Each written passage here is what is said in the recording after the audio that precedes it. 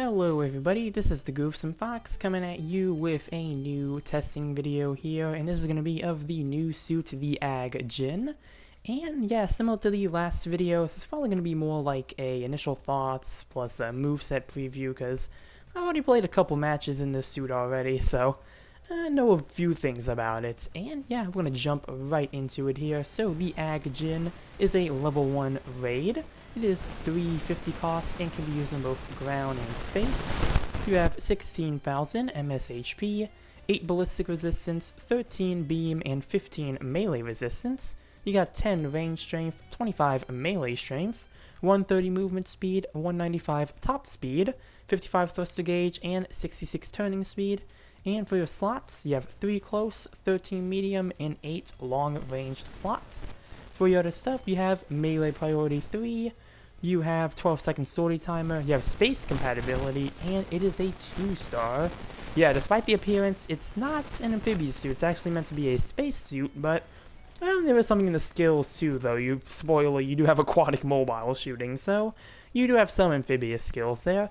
But going into weapons here, you have the Aggjin Arm Mega Particle Cannon. This is a beam weapon, typical instant stun beam weapon, pretty good power, heat rate's a bit high, but does what it needs to do. You have the Aggjin Claw Arm, that is on your left arm, and you have 19,000 power and 2-second cooldown time, so shorter than most beam saber weapons. You have the Diffusion Beam Cannon times 4, 500 power, 100% heat rate, and 150 range. Pretty short, just instant stun beam cannon weapon. You have the Arm Mega Particle Cannon times 2 discharge, other beam weapon, 300 power, 12% heat rate. This is kind of similar to the discharge beam that the Ramzagak has. A little like, it's pretty similar. That's like the best weapon I can kind of compare it to, so it's kind of like that weapon there. You have to stand still to fire this one, and it's kind of like a rapid fire weapon. And you have, I don't know why they say chest. They call it the chest 4-2 missile launcher. It's actually on your right arm, not on the chest. But that's 400 power, 4 ammo, 200 range, and yeah, that's some missiles.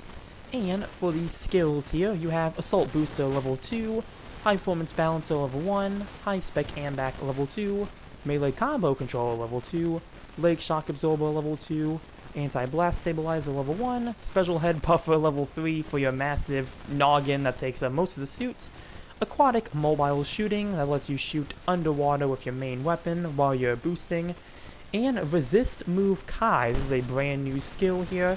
And this is kind of similar to Resist Move, where you do a dodge roll but you still take damage.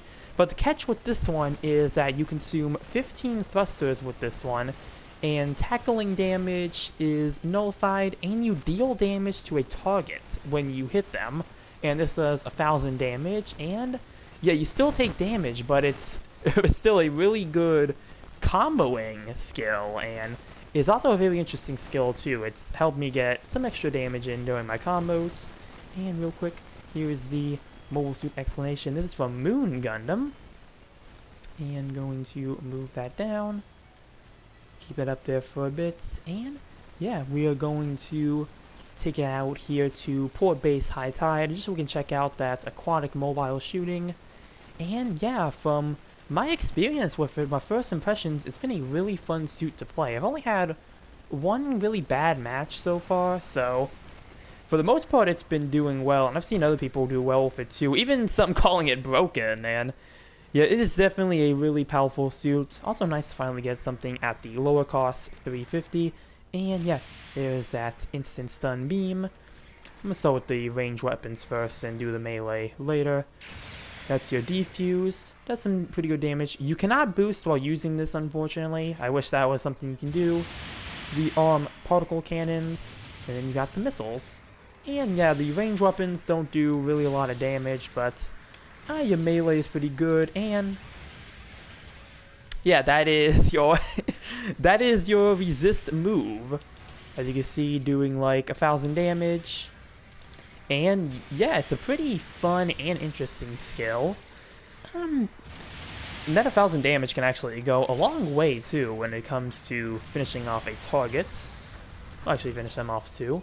And yeah, you can use this You can probably use this a bit more if you do a different thruster build, but yeah, you can do quite a bit of damage with that one.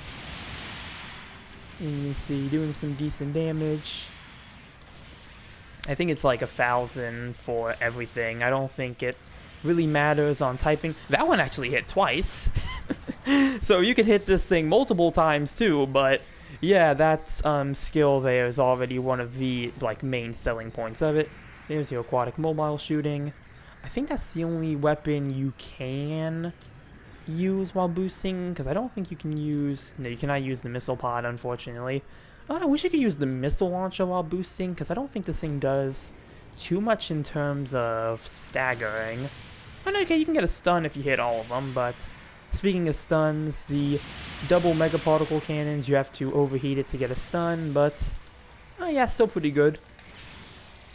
The other good thing about having the resist move skill is that it does help you get out of stun locks even if you take damage, and it also helps you initiate your melee. So, for example, if I go up here, and let's see if this actually works. If I jump down, you can't boost instantly, but if I was to jump down with that here, if I was to do that same thing, I can go here, do that,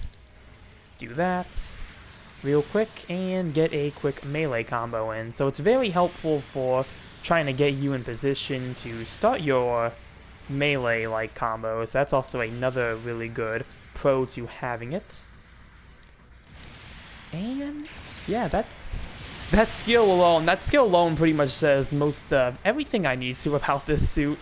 Again, it's a really interesting one with how that works, and yeah, you can defeat people with it. So basically, you can destroy enemy suits with a dodge roll, which is an interesting thing to think about there. And as you can see, big ball head.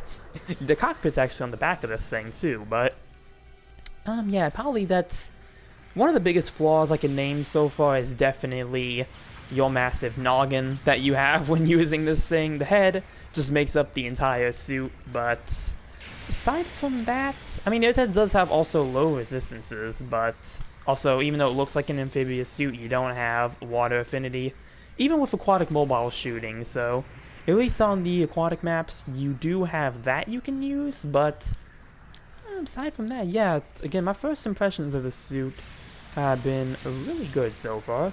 And you can, what I typically like to do is that, and then you can go in for your melee. Missed my downswing there, but yeah, you can also do this, and maybe go in for another downswing. Probably could have also finished them off with my final roll as well. And yeah, I think that's pretty much everything I have to say about the Aggjin here. Gonna play a couple more matches with it just to, you know, kind of get more of an idea about it, but for the most part, yeah, it seems like it's going to be a really good suit, and I think just with that skill alone, I think it is worth pulling for.